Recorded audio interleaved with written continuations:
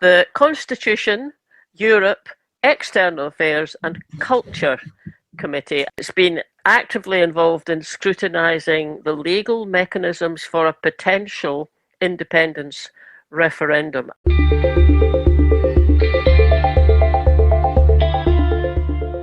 This topic was suggested by Keith Brown, who was on that committee. He had to face a bit of pushback at the beginning because the unionist members of the committee didn't want to discuss it, strangely enough, but he persisted, and there were 4 committee meetings with a whole variety of different expert opinions from, around the world actually brought in. It's worth listening to. They were all interesting discussions, but 8 hours is quite a lot for one podcast episode. So what we thought... Don't worry, folks. It's only going to be 50 minutes. Yeah.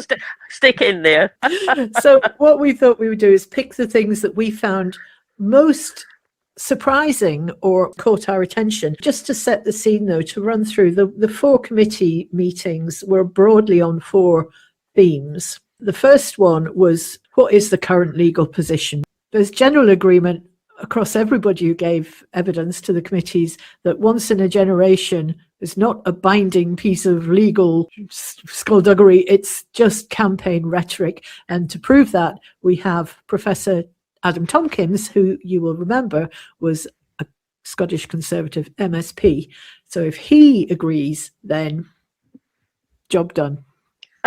What is your view of this once in a generation kind of tenet? So it's political rhetoric, not constitutional convention. And I don't mean to demean it. I've engaged in plenty of political rhetoric myself in the past. But that's what it is, right? It's certainly not a rule of constitutional law. It's not even a constitutional convention. The statements that were offered in the 2014 campaign about once in a generation, if not once in a lifetime, were political statements and should be taken as such, in my view.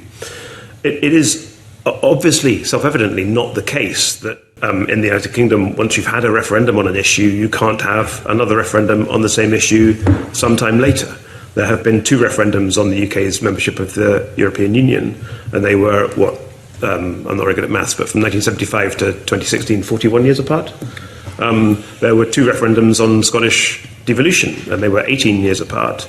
The only statutory reference to anything pertaining to this, and it's not a reference that uses the term generation, is in Section 1 and Schedule 1 of the Northern Ireland Act, which provides that there cannot be what that legislation refers to as a border poll within 7 years of the previous one. So there is no legal answer to the question, how long is a generation, because it's not a question of law. Maybe just worth pointing out that under the Northern Ireland Constitution Act of 1973, the minimum period between border polls was 10 years. So if we're talking about statutory ideas of what generations are, they're actually quite short. It is a opportunistic interpretation of campaign rhetoric, which for me, it seemed to be about encouraging people to vote because they might not get another chance, rather than any sort of intention to create a promise that you wouldn't seek another one for a generation, whatever that is. We should be able to knock that one out the water the minute we hear it. And we do hear it a lot. Still. Yeah. Usually, I must say, by commentators from down south. Yes, and MPs, and even Rachel Reeves was the last one I heard saying it. They always go back to it. They do, because they haven't thought past it. They just think, oh, there's my winning line but it isn't. It'll be once in a generation, followed by what currency are you going to use? Oh, yeah, right. Well, they didn't get on to currency in the committee meeting, funnily enough. No, that's good. And Patrick Harvey gave quite a good summary of other points which there was general agreement on. That's right. He starts off referring back to the once in a generation discussion and then takes it on. So yeah, let's listen to that one. I wonder if I could just come back to this phrase "settled well." It seems to me that we should be dismissing this just as a piece of political rhetoric, in the same way that some of our witnesses suggested we should in relation to once in a generation. These are political phrases used in debate rather than points of principle. And that's partly because, as some have argued, settled well is hard to define. It's partly because it's not the precedent either. Even in 97, I don't think anyone really was rock solid sure on whether the tax varying power would be supported by the overwhelming majority of the people of Scotland. AV certainly wasn't about establishing the settled will. It was a wheeze in order to offer people a voting system that nobody really wanted in order to protect the existing one. And the EU referendum in no way represents an attempt to define the settled will. It was a very, very open question, and since then has given rise to a majority for rejoin in many opinion polls. So shouldn't we dismiss this idea of settled will and the associated argument that Adam Tompkins gave us in an earlier session that we should only really ever use referendums in order to establish what we all already know? And the final aspect of this is that in the question of Scottish independence, where we all accept that a referendum would have to be agreed by two different governments, presumably wanting two different outcomes, then saying that it's about the settled will, that it's about establishing the settled will, is almost a recipe for paralysis, because you will never have a position where both governments are 100% confident that they represent the settled will. That's very clear. They also knocked out the idea that any kind of supermajority would be required. It seems just very clear that settled will is not the precedent. The precedent is that a simple majority is sufficient. And I think that means that there should certainly not be a supermajority requirement in any referendum, which I know is sometimes discussed. And it's sometimes suggested that supermajority requirements are quite common in referendums. This is not at all the case. The only country in Europe that has a supermajority requirement in referendums is Lithuania on some very, very specific question. We know this is a hot topic in indie circles. Does the Treaty of Union and the Act of Union from 1707 mean that we can resile from that and Bob's your uncle, we're independent? What would we be seceding from? The United Kingdom. Not the Act of Union? No.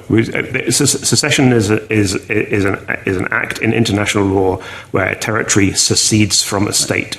The state is the United Kingdom, so Scotland would be gaining its independence from the United Kingdom. Scotland would be seceding from the United Kingdom. That's how it works in international law. Which has the most weight, the Act of Union or the Scotland Act? And the lawyers were clear that it was the Scotland Act. Which yes. I thought that's an interesting point that they got to. It does seem to me that the Act of Union has always taken on rhetorical importance. It has always been something that people have referred to as 1707 being a voluntary union. One of the reasons why legally we tend not to discuss it is that the courts have tended not, apart from in one case in the 1950s, to give much truck to it. Secondly, the Scotland Act itself makes clear that the Acts of Union going forward have effect subject to the Scotland Act. I think Section 37 makes that clear. So it has tended to pass out of discussion in a debate that's now really about the competence within the Scotland Act in relation to Parliament. It's really interesting, isn't it? Because I think there'll be so many people in the Yes movement who would be kind of feeling a bit miffed at that, or a bit up in arms about it, because in certain quarters a lot is made of the Union Act, and you know, as we've said before, it's like people say, well, why can't we just withdraw? And it's interesting that it's subject to the Scotland Act, which was the act that set up the Parliament. The 1707 Act of Union, it itself was later than the Claim of Right. But the Claim of Right only came about because James VII and II scarpered, and you know, England and Scotland had to do something about who were they going to have for their king. But the Claim of Right is also there. The specific argument that I've seen made recently relates to the Claim of Right of 1689, which is one of the kind of guaranteed provisions of union, and it's argued that creates a right to popular sovereignty. I mean, it simply doesn't do that. The Claim of Right, it could be seen as, well, it does confirm an idea which was contested in 17th century Scots constitutional law about the nature of monarchical power, and it confirms that contractual monarchy or limited monarchy won out over the divine right of kings. and that has been linked to ideas of popular sovereignty. But there's nothing either in the Claim of Right itself or that I've been able to find in pre-Union Scottish constitutional history that in any sense resembles a legal doctrine of popular sovereignty or a legal mechanism for triggering popular sovereignty. So again, that is politically important. It has helped to sustain our relative autonomy within the Union, but it doesn't give you a legal trump card that could be used to overcome the much clearer modern authority that, as Stephen says, is based around the Scotland Act and the sovereignty of the Westminster Parliament. So I think there's large sections of our audience right now will be throwing things at the screen, but stick with us because there is some good news coming up. I just think it's quite, because I think that they're sympathetic to what's politically kind of important and emotionally, got some depth to it, but always being careful to say that's not the same as it being a legal document that you could use for that purpose. Yeah, but the good news is every one of the lawyers agreed that it's for the Scottish people to decide. Yeah, I mean, they went further than that, didn't they? They sort of said there's never been any debate about that. Yes, no one is debating that. Everyone is in agreement that it's up to the Scottish people. There is that clip with Aileen McCarr when she's talking about, the Treaty of Union as being a document that helps sort of cement Scotland as being a people. The importance of the Treaty of Union, I think, is in having sustained the idea of Scotland's separate nationhood, which then becomes reflected legally in international law terms that we are recognised as a people with a right to self-determination. Now, it doesn't tell us what self-determination means, but that basic question that Scotland is a people is not really contested. And that distinction of us as a nation is important, because if you think of America or Germany, where they've got Länder and states, they're still Americans and Germans. We are Scottish. When I mention states like the US and Germany, one of the reasons why secession is so clearly outlawed there is they have a conception of one people. There is one American people, there is one German people, and that is that's universally accepted. Therefore, secession becomes effectively impossible. In the United Kingdom, we haven't done that. Rhetorically, politically, morally, we have continued to accept that the United Kingdom is a multinational union. And on that basis, Scotland and the Scottish people are recognised as distinct. So when I say it's just a political debate now, it's not an unbounded political debate, it's a political debate that takes place within that context of Scotland and the Scottish people being recognised as a distinct and important entity, the way they are not, the way equivalent Länder or states in America are not recognised as people. So the stumbling block, of course, there, as we know, is it might be up to us to decide, but we don't have the means to make that decision. The principle that the people of Scotland have the right to decide and that Scotland can become independent if the people of Scotland decide is not ancient history. It's been agreed by all political parties elected to the Scottish Parliament. It's been agreed by both governments. It's been made explicit in the report of the Smith Commission. This is a right that has been given to the people of Scotland. But the people of Scotland are being told you have that right, but you may not exercise that right. We will give you no means to exercise that right. And if an individual was being told that they have the right to vote, but we're not going to open any ballot places, we're not going to print any ballot papers, then the right is meaningless. In that discussion, it was just people being very kind of careful and precise and saying, so at the moment, actually, everyone's saying it's up to Scottish people to decide, but Westminster and outside of Westminster unionists generally are denying the opportunity of doing it, so everyone there was very clear about that point as well, and sort of pointing out the inconsistency in that. Yeah, there was discussion about other means. If you can't get an actual referendum, there are other ways. There's citizens' assemblies type approaches. Also, we know de facto elections can be used. Westminster does have to be involved.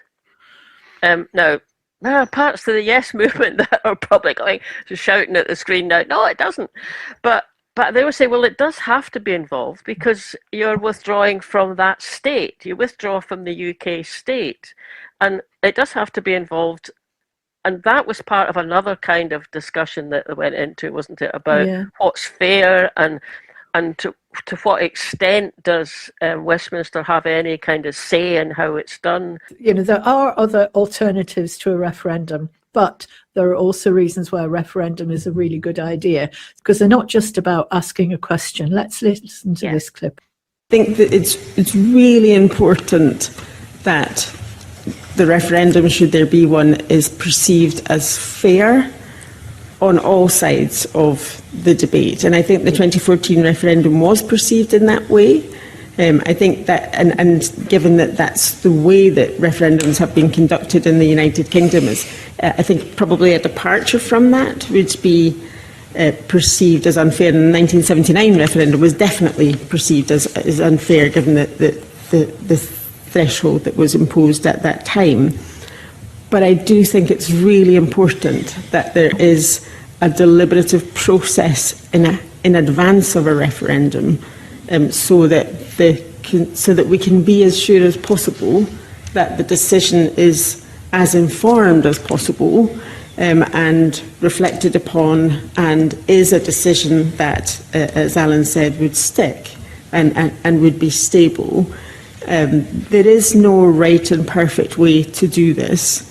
But I think it's that perception of legitimacy from all sides of the debate is absolutely crucial and important to remember. And we saw this with Brexit. It would be even more the case with an independence referendum, is that the referendum is the first step in a very long process of negotiating and transitioning to an independent Scotland. So if you want to ensure that the people come with you on that journey, then that perception of the legitimacy of the process that led to it is all the more important. You said something earlier about we tend to think as far as the referendum and then stop, and they're thinking about the society and the impact on society afterwards. Yeah, I think that's true. I mean, there are obviously lots of people in the Yes movement who think beyond the referendum. I mean, like the currency guys are always thinking beyond. But there's lots of people, but I think because we've kept coming up against no, now is not the time. No, you can't. That has kind of, in a way, been the driving kind of force behind. What we're thinking about is how we're going to get it. And one of the things I really appreciated about these discussions was because, well, as we've just heard, they're thinking beyond that. And actually, it reminded me of, after the 2014 election, a cousin of mine who has been a member of the SNP since the 70s, long-standing supporter of Scotland being independent. You know, we were kind of saying, well, we were disappointed. And she said, yeah, but if we'd won, it would only ever have been by a very small margin. And to be honest, I think we're better to have lost this time. And I went, what, really? And she went, yeah. And she said, yeah, because we have to take everyone with us afterwards.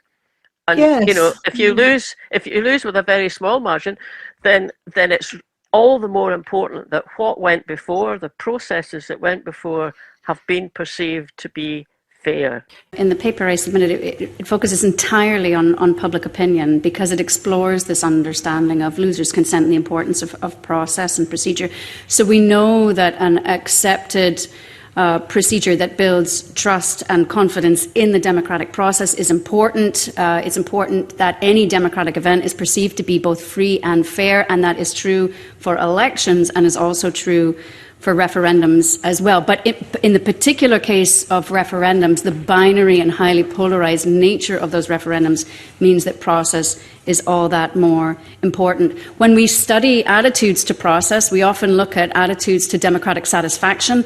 And one thing we know, if we look at democratic satisfaction before and after referendums, the key determinant of losers' consent, the key determinant of democratic satisfaction and an acceptance of the result after the fact, is how you feel about the process. We also know that all of this connects to a body of work that's being undertaken in Northern Ireland and also in Scotland about attitudes to process around referendums, because we think it's incredibly important that we identify beforehand a process that is seen as mutually acceptable to all sides. It is. I quite liked listening to them talking about that, because partly because they were talking about it in a very measured way, not rabble-rousing, but just a very practical way. And I thought, this makes it feel more real to me that there is a way through this, and here are some things that we will do afterwards, and here's how we will sort that out. You remember last year when you and I had that chat on the podcast with Leanne Woods, who was the former leader of Plaid Cymru down in Wales. But then since then, she was involved in the Welsh Constitutional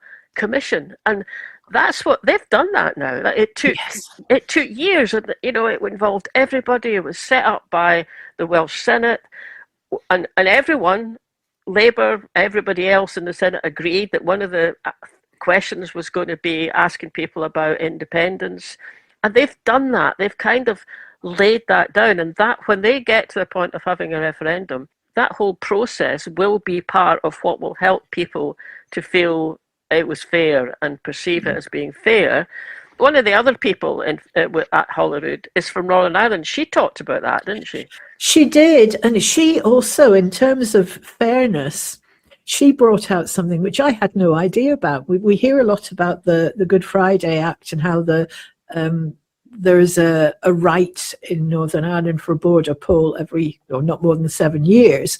What I didn't realise, though, is another aspect of that, which we'll just play now and see if this surprises you as much as it did me. For instance, the United Kingdom, generally Westminster has to act with rigorous impartiality when it comes to a referendum on Northern Ireland, so therefore they cannot take sides on that discussion, which would be different to, I would suggest, what happened in Scotland as to regards to political parties and taking positions from London.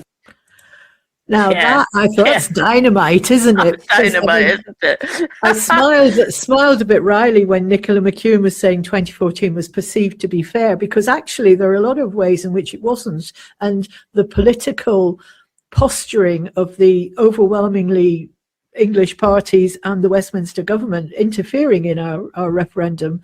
We've had, what was that documentary, London Calling, that documented it all. I think Nicola McEwen I'm sure she'd take on board what you've just said, because she'll know all that. But I think she was saying, take about it more in terms of the procedure that went through. So yes, the unionists were involved, Westminster were involved. It was David Cameron, a unionist, who was part and parcel of it, and giving his government's word and all. And so I think that's what she meant. But then what Aoife was saying there is that once in a campaign, the UK government has to maintain neutrality.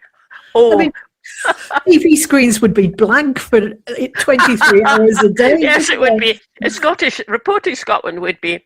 There's nothing to report here. Here is a little fiddle tune for you to listen to, and a picture of the ptarmigan. have a piece of shortbread while you're listening. Where that point came from was that, in fact, there was a whole committee. I think the second one was devoted to, could we put something in law that would trigger a referendum, which takes it out of being just up to the whim of Westminster? And the conclusion they came to was, well, yes, you can. You'd have to be careful, be careful what you wish for. You have to be careful what was actually agreed. And somebody else, I think it was Nicola again, had made the point that anything needs to be by consensus, not imposition by Westminster. But if we were to do something similar to the Good Friday Act, the agreement there, if we could get that point about rigorous impartiality, that would remove a huge obstacle from our path, which is fighting against the overwhelming odds against us because of the British media. Wondering how that would work. So, how would it work? In Northern Ireland, it's a different kettle of fish, isn't it? The British mainland political parties, they don't stand over there. They may support one or other views, of course, or one or other of their parties, but they've kept out of it for actually pretty sensibly, given how difficult it all was for so long. So it's a different kind of setup, isn't it? But it's not different in terms of it's one part of the United Kingdom discussing and then voting on leaving the United Kingdom, and UK government has to be impartial. So we're the same, it's one part of the United Kingdom, Scotland, wanting to discuss and then vote on leaving. But the UK government, we know fine, they won't be. They absolutely weren't impartial. If it was just left to the Unionists, the Scottish Unionists, to be debating with the Scottish nationalists, well, that would be fair enough, wouldn't it? It would, especially if it linked in with another of our bugbears, which is parties registered outside of Scotland, standing in Scotland. Well, then they wouldn't have anyone that they could put up. No, but to be fair, Lib Dems, they do claim to be federal, and they claim to be a lot of things. They do have a different, setup. But maybe it would be a good reason, or maybe it would even force them to set up Scottish registered parties, which for the likes of the Scottish Labour Party, it might be the only thing that saves them going down the plug right now if they were to set up This next clip is Professor Ailsa Henderson, who has led the State of the Union survey. And this was, again, a very interesting finding about the way things are changing. In addition to running the Scottish election study, I also co-lead the State of the Union survey, and we run surveys in Scotland, Wales, Northern Ireland and England, and look at attitudes to national identity and attitudes to governance, and how people feel the Union is running and how it should run. And one thing we have observed is an increasing level of what we would call ambivalent unionism within the UK, not just in Scotland, but in all four parts. So we have a question that we ask that asks whether people prioritise the Union as it is, whether they want independence for their own part, or they don't want independence for their own part, but if one or more other parts of the UK decide to go their own way, then so be it. So that's a kind of, I don't want to go, but if somebody else goes, that's fine. If you add together of those with a view, if you add together the proportion who want independence and the proportion who opt for this ambivalent unionist option, you are at more than a majority of the electorate in all four parts of the UK. So the first thing to note is that support for independence in Scotland is higher than it is anywhere else, but that does not mean that there is a considerable level of satisfaction with the Union in other parts of the UK. And there's an incredible level of ambivalence, but also grievance, often with what is perceived to be Scottish access to influence and Scottish access to resources that is not appropriate. So we know that that's going on in the public opinion. And that's coupled with what has at times been a very muscular unionist approach from the UK government of either partisan stripes of late. And so these two do not sit easily with one another. And what we have noted is that as measures of muscular unionism increase, levels of ambivalent unionism also increase. So there's a direct relationship there in terms of how the UK talks about the Union and whether it is perceived to be on transmit or receive about union benefits or problems with the Union and the consequences of that across the UK, not just in Scotland. Oh, that's interesting, isn't it? Isn't it? Wow. Yeah. So, and funny enough, my mother said something to me the other day that she'd read in the Telegraph. And she was bemoaning the fact that polling shows that today's young people wouldn't be prepared to die for king and country. And I was going, well, why would they be? To perceive a country isn't actually allowing them to have a house or, why would they die for the king? Well, I wouldn't die for the king. No, we've seen you with your Not My King placards up, Fiona. I mean, I think a couple of things struck me from that one, because she did say that one of the things they can pick up from, presumably it's from England, is that people feeling that Scots get too many, they've got unfair access to resources and things. So that's interesting. I think it's that myth that we're subsidised by England. I think that's what that is. That's probably. So the other thing that struck me was, so that you can have the government doing muscular unionism. Now is not the time.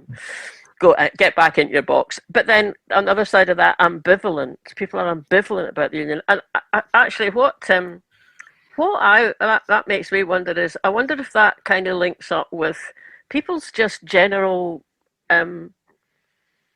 lack of trust with politicians, and underlying that, the kind of things we've talked to Stuart Donald about Yes. inequality, and you just mentioned it just now. But why would you go and fight for king and country if you can't even I can't even afford to move away from home and have your own place, And I just wondered if there's something about that kind of sense of don't much care about the union one way or other, or even I can understand why they want out of it.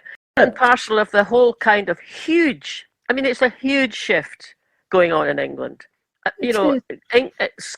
Tories and Labour being predicted to get 50, 60, 70 seats, and Reform UK nearly with an overall. That is an incredible turnaround. Maybe this underlying kind of apathy, sense of unfairness, is kind of what's behind people saying, well, I might as well go and vote for them, even though it's a rather silly thing to think.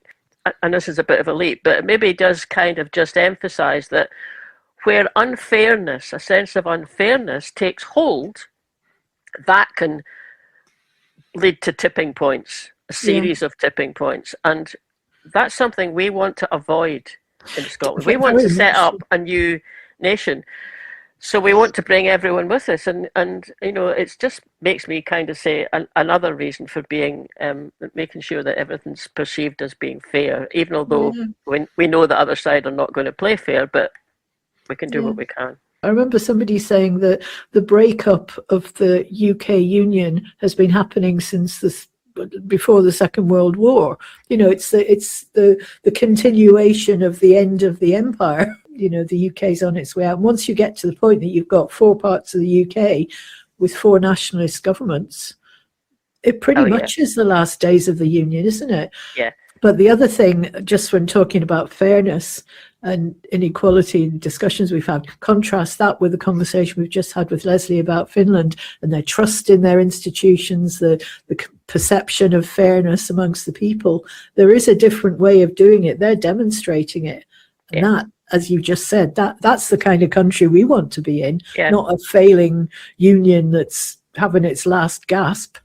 Yeah, it'll be difficult for some people. I mean, if we win the referendum, that is going to be difficult for Scots. So, why would we not want to make it as at least less stressful or easy as we can, just by what we do beforehand? Because we want everyone to get together and then start to build a nation again. Yeah, everyone.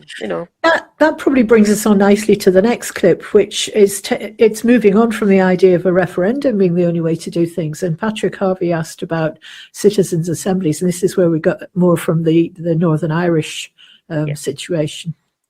And I think that's the focus of a considerable amount of work that's happening in Northern Ireland. And they're not quite at the point of identifying a deliberative process that might be the end result, but they are using deliberative processes so as to identify what that process might look like. So they're using citizens' juries, citizens' assemblies, and small group discussions to try and identify what might be a mutually acceptable process. What would it look like?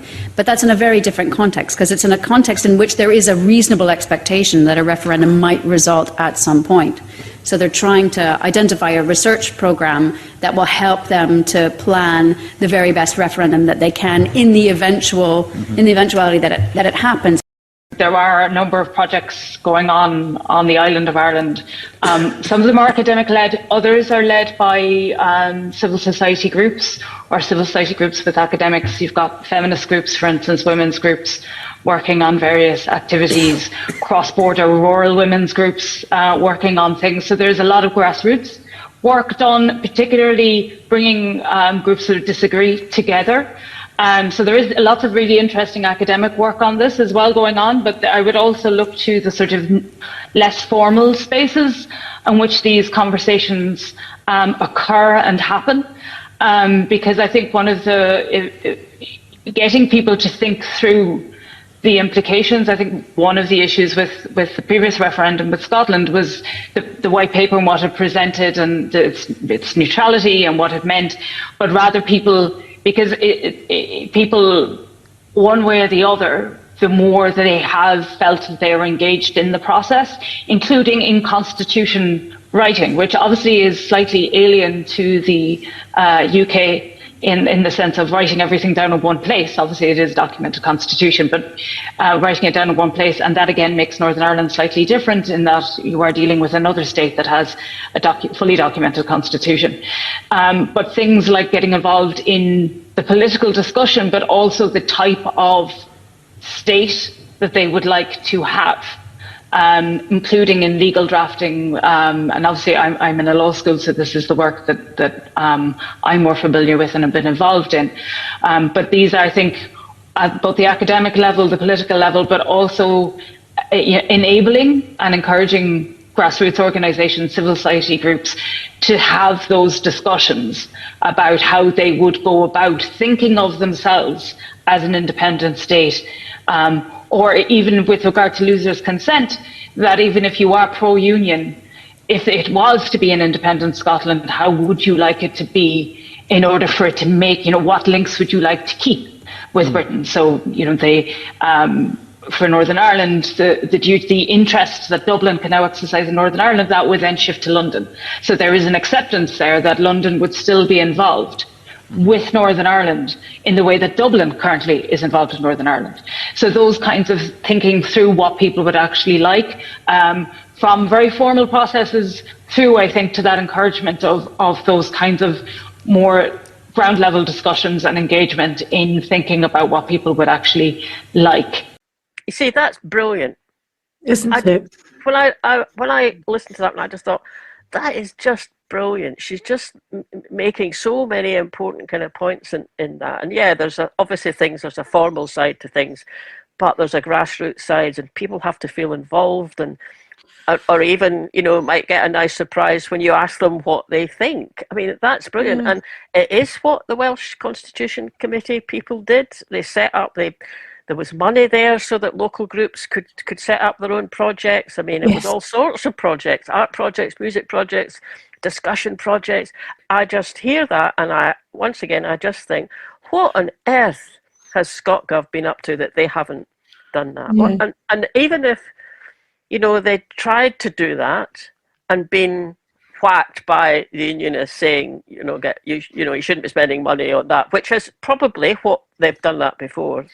The Tories have said shouldn't spend money on something that's to do with independence. But I just think there could have been a way around that, and better late than never, because there was some indication that, we know there are moves from various people, not just within SNP and Scottish Government. But the fact that it was the Welsh Government who set that up, yes, why absolutely. couldn't we have set that up, and we'd be we'd be so much further on now from where we are at the moment. Exactly. And I mean, the good news is over. No, that's a good rant. I agree with that rant. I mean, that's the kind of thing that Believe in Scotland, Gordon McIntyre Kemper, in discussions about setting up. But there was things that when she was discussing that, the involvement of sort of their women's groups and things, I thought this is starting to remind me of the build up to 2014, all those discussions going on. So we kind of had it then. We just haven't been able to keep it going or bring it up to date. But I mean, Women for Independence, I spoke to Fatima Joji not so long ago about getting it refreshed and re-energized. I haven't seen anything since, so it miite be a good idea for us. Yeah, well, I mean, that's a good example, because they've, over the years, certainly in the run up to 2014, but since as well, actually, they've put work in. They've produced written kind of statements and suggestions and a sort of working papers for things, and it's really good that they do that. Believe in Scotland, same thing. A lot of kind of work going in there. I mean, currency group people. At a certain point, the Scottish Independence Convention, they produced papers. Way back, there was a really good one about customs and excise and how you deal with that. Unfortunately, the chap who wrote in that has since died. So there was all that stuff, and it seems to me that what was lacking was the Scottish Gov wasn't in there coordinating it.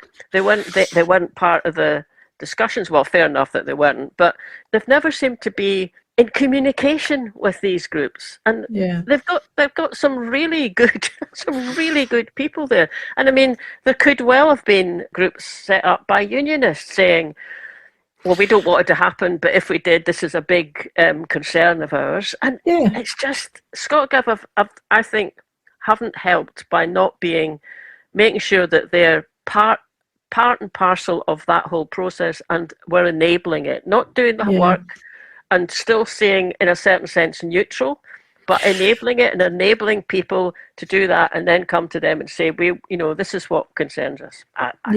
Sorry, that was another wee rant.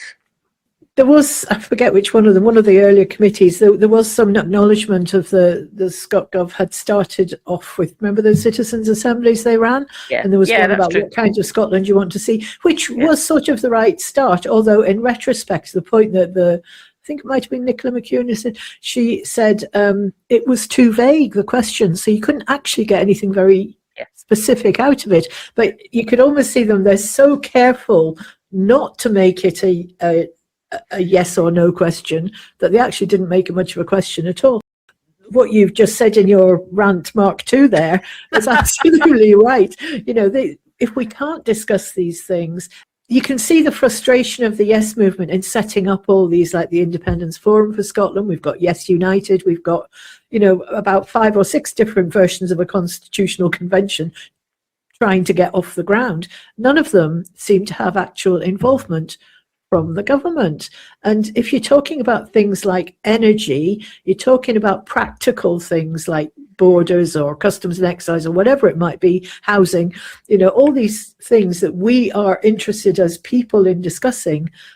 If we could have some actual government ministers or representatives in the room with us, it would be a more useful conversation, I think. Or even not in the room, but at least or at least listening. It's going to their desk, and they will be, it will be incorporated into how they're thinking, or they'll come back to you. Something like that. I mean, one of the things that Aoife mentioned there was about the constitution, and of course Ireland has a written constitution, like most countries. They wrote it down. They wrote down what kind of country they want and the overriding principles about how it would run, and obviously we'll do that for Scotland. Well, I mean, as you know, I was part of a group that was set up by Mike Russell when he was still a MSP minister, and he still had responsibility for the constitution. I think he had the job that Angus Robertson's got now. So he just pulled together yes groups to talk about what could be in a written constitution. Now, immediately, of course, there was only yes groups, but then the no groups wouldn't have come. Yeah.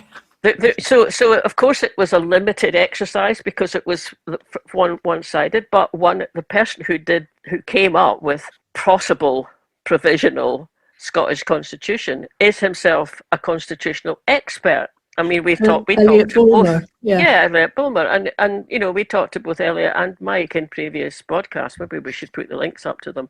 So of course it was a limited kind of idea. But what isn't limited is that the minute you've got to Independence Day, you need to have some sort of constitutional document in force. It's not going to be the final one, of course, because it won't have the assent, it won't have involved everyone or those people who want to in a sort of citizens' assembly. Eventually, there would be citizens' assemblies to come up with a more precise and constitution. But that work was done. I still have a copy of it on this computer that I'm on at the moment. I mean, it's a good bit of work. It's very detailed, and Elliot went as far as he could towards declaring Scotland to be a republic. I mean, it was also the kind of thing that you wouldn't want to rock the boat too much initially. If it's just a provisional document, you wouldn't do that. But he went as far as he could, actually. That was quite amusing, that discussion. But I mean, the two areas that I really think, if the government disagrees with the line being taken, or if there are practicalities that we haven't taken into account, now would be the time, while people are putting in so much effort for free of their own time, like the currency group and the guys doing the energy. Why is that not just around the table? Let's get this thrashed out discussion. But anyway, let's crack on with, we've got a few more clips. Okay. This one I thought was interesting because there was also people playing into that committee. There was representatives from Quebec, there was Germany, there was Ireland, as we've just heard. There was also a lady talking about the Swiss example. There is a lot of merit in talking about these things, both formally and informally as well. And in the informal discussions are really valuable because they stress that something like separatist desires is not, and whether they actualize or not in an independent state, it's a process, it's not an event. Most of the time it takes a long time if it is to be non-violent in particular, right? And to emphasize that in that process a lot of things need to be considered, both about the process to get there and about what happens if an agreement mechanism, a referendum is triggered, what happens after that. These are valuable discussions to have, and the example I mentioned in my written submission from Switzerland, which is about the secession of one canton from another canton within a federation, is just is a good analogy because it actually happened in a democratic way. So it gives you an idea of all the steps that would be necessary in order, like if a referendum were to be held and then that would result in a yes vote for independence, what you then need to do.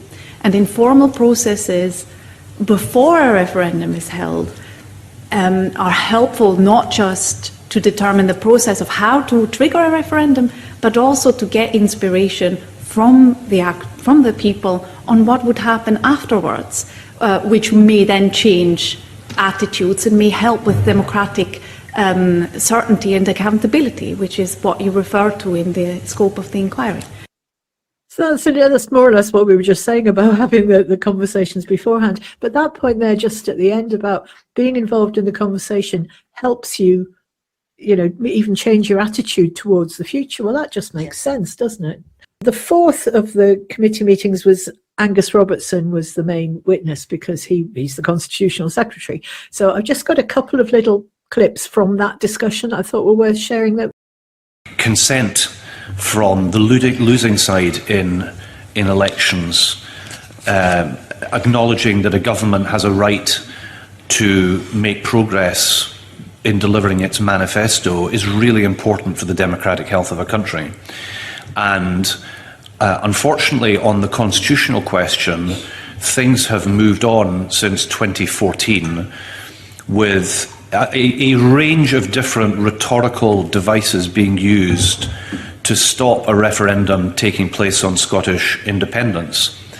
That is notwithstanding the repeated elections of a majority of parliamentarians to this Parliament elected with a mandate for there to be such a referendum. Now, we need to separate something out here. This is not, my point here, is not about whether one is for independence or not. This is, as Democrats, living in a country where referenda have been the mechanism used to agree constitutional change, where we have a precedent on there being an independence referendum and the way in which that worked. And now we're in a situation where we have a mechanism in Northern Ireland that can, through the ballot box, determine constitutional change for Northern Ireland.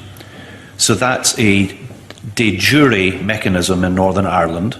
We have a de facto mechanism for England, because with 85% of the population and an overwhelming majority in the UK Parliament, if there were a move for constitutional change in England, that there is a mechanism through Westminster for constitutional change in England, but none exists, no mechanism exists formally acknowledged in Scotland or Wales. We have and I'm sure you have seen this, convener, we have a long list of statements from past British Prime Ministers, political leaders from across the political spectrum at Westminster and indeed in the Scottish Parliament, saying that it is for the people to be able to decide on this question, and that being the case, surely there must be a mechanism for this to take place.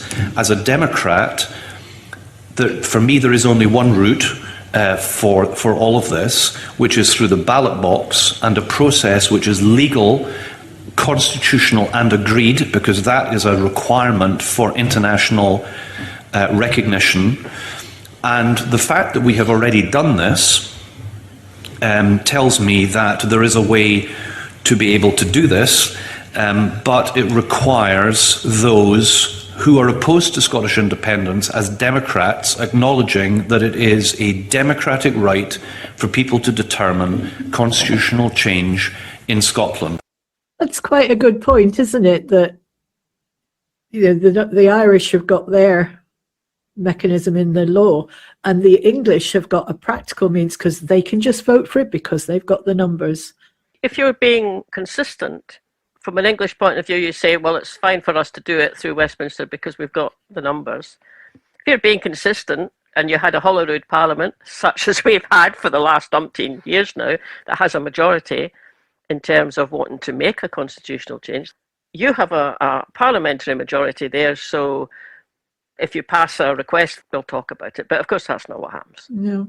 Well, the other halfway house is if you said, well, it's got to be Westminster that makes the decision, but out of fairness, it's only going to be MPs that represent Scottish constituencies, which essentially is the people voted for by the Scots. It doesn't help us right now when most of them are flaming Labour, but that would be a fair way of doing it. Yeah, that's the point. I mean, it's like, okay, then make it up to the Scots MPs or let them talk about how to take it forward. I mean, you obviously wouldn't do it in isolation from Holyrood, but it could be done that way. Yeah. We know fine it won't. So, I mean, Angus Robertson, he's very measured sort of speaker. I sort of think, God, you could have all said all that half the time. I think maybe give the last word to Keith Brown, because he set this inquiry up. He asked some good questions. Just on the point you've made, the difference in the UK, say from Spain, which you've heard about, which Spain does not allow a legal mechanism for a referendum on independence of any of its constituent parts. But Spain also does not acknowledge a right to self-determination for those areas. In the UK, apparently, various prime ministers or the Smith Commission have explicitly stated the idea that Scotland should have the right to decide on its own future. It's in the Smith Commission signed up to by the UK government. In the recent change to the constitution of the Turks and Caicos Island by the UK government, they've recognised and facilitated a legal mechanism, and the Cabinet Secretaries mentioned in Northern Ireland there's a mechanism there to do it. But in the UK it seems to be the case that they acknowledge and apparently support the right of Scotland to exercise self-determination, but it can only be done at the whim of a Westminster government. Now, self-determination, when it's decided by somebody else, is not self-determination. It cannot be. If you're right to exercise it, it's got to be approved by somebody else. That is not self-determination. So is that the key point here, which I think in summary of the evidence we've heard so far is that the UK says it recognises Scotland's right, but it is deliberately withholding that the ability for Scotland to exercise that right, and it keeps jealously to its own kind of heart the idea that it's only the UK government that can decide this. In that way, it can prevent that right from being exercised. The two things seem very odd in the international context from what we've heard, that they recognise the right but they refuse to facilitate the exercise of that right. So I agree with that, and it's a contradictory position. Not just in terms, but in publicly stated positions. The position of the leaders of the Scottish Conservative and Unionist Party, the Scottish Labour Party and the Scottish Liberal Democrats in June 2014 was, and I quote, "Power lies with the Scottish people and we believe it is for the Scottish people to decide how we are governed." The Smith Commission 2014, I quote, "Nothing in this report prevents Scotland becoming an independent country in the future should the people of Scotland so decide." And then another, I think, very strong quote, mandates come from the electorate in an election. It should be for the people of Scotland that decide when the next referendum is. That quote is from Anas Sarwar. And I could go on. I mean, and it doesn't matter whether these politicians, I could go back to Margaret Thatcher, John Major, Theresa May, who've all said similar things. There has been an acknowledgement by people who do not support Scottish independence that self-determination, and self-determination is a key point in Mr. Brown's question, is something that is an inalienable right to the people of Scotland.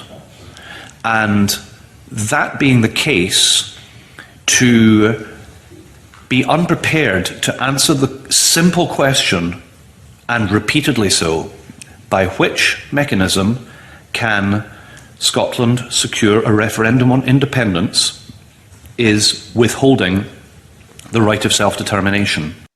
Yeah, oh, maybe we should just leave it there, because that's the nub of it. It is. I thought that was a nice sort of summary. We've only picked out a few things here out of what was 8 hours worth of debate, and it's definitely worth going back and watching that yourselves if you want to know more about the actual discussion. We've hardly touched on a lot of the input from other jurisdictions, but it's all there if you want to go and watch it. Only so much we can get in one episode. Thanks for listening, everybody. I hope you enjoyed that. If you want to make sure you're following us and subscribe to us, then you get notified every time we put something new out, so you don't miss anything. That would be great. Also, you can click the little bell if you're watching on YouTube. And sign up for our mailing list. You can do that from the website, and we always send one out at the beginning of each month to tell you what's happening. Last but not least, you can buy us a coffee on coffee.com.